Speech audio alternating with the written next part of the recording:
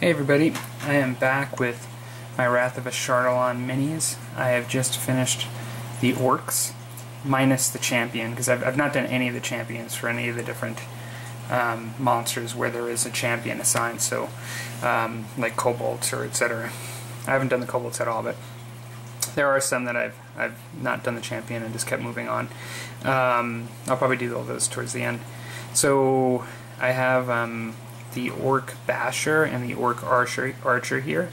I actually did them, although they may look, hopefully, pretty similar in the sense of their coloration. I actually used some different techniques on them that I'll talk about. I did the Orc Bashers first, and just kind of move these away to show one of them here. I didn't use any Quick Shade.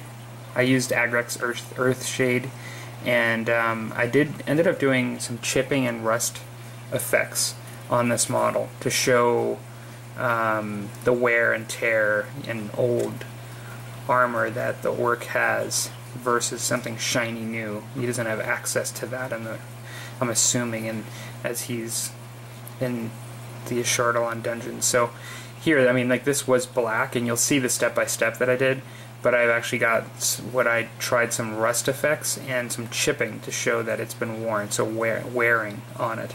I also did that here as well on the shoulder. Sorry.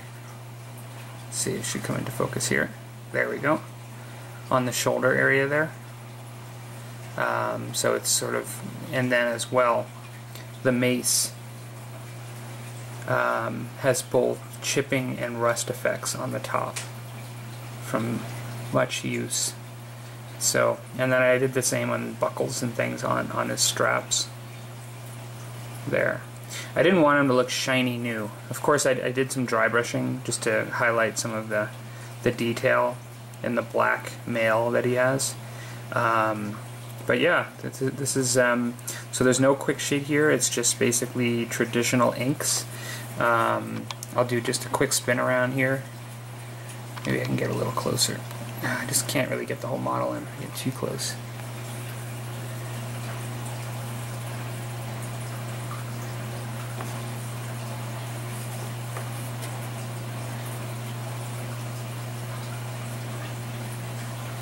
So I really liked the way the chipping and the rust effect ended up working. I went pretty heavy on the rust. I could have went a little lighter. When you look at it there, it's like the whole front of it is really rusty.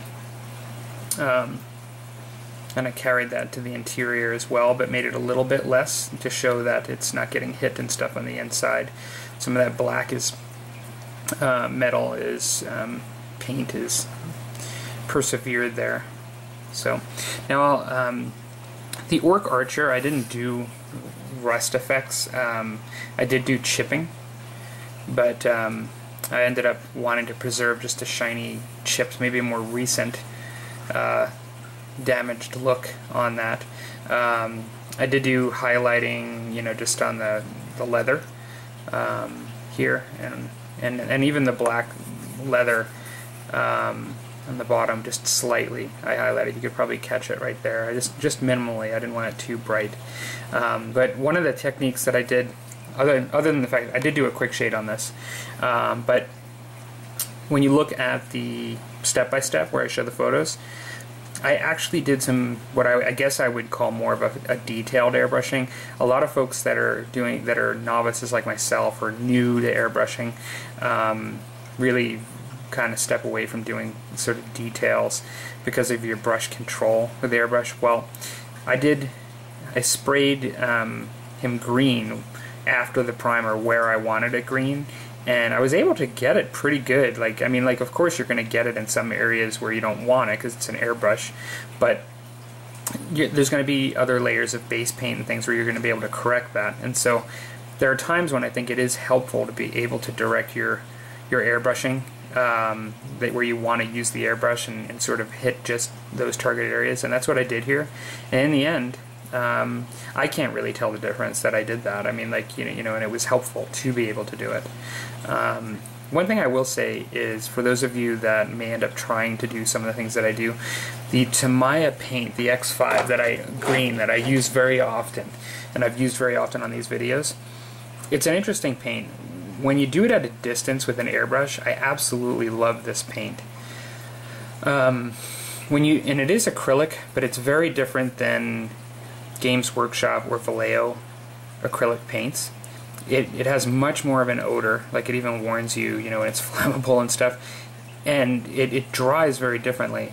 And one of the things is when you lay it on thick, when you are working with it later, you can potentially just pull what you just painted right off. Like it just kind of like sheds when you lay it on thick. So I think this is the last time I will try to use this with a brush, unless it's just to just kind of really patch something up I did with an airbrush, just in a really small spot. I'm going to primarily use this only in the airbrush where I can spray at a distance and put it in light coats. I find otherwise it's very difficult to work with. It ends up getting very shiny and inconsistent in its texture across the model when you apply it thickly. Now you could say that that's the case with all acrylic paints, but I just found that especially so with this, and so I found it, and so just a word of warning for those of you that may end up trying to use this stuff. Okay, so I'm not going to ramble on too much longer here. You know, these are my my Orcs for Wrath of Ashardalon.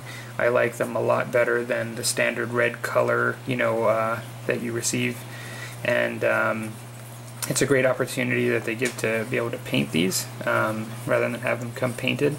And yeah, I will now show the step-by-step. I hope you guys enjoy it. Let me know if you have any questions. Talk to you later.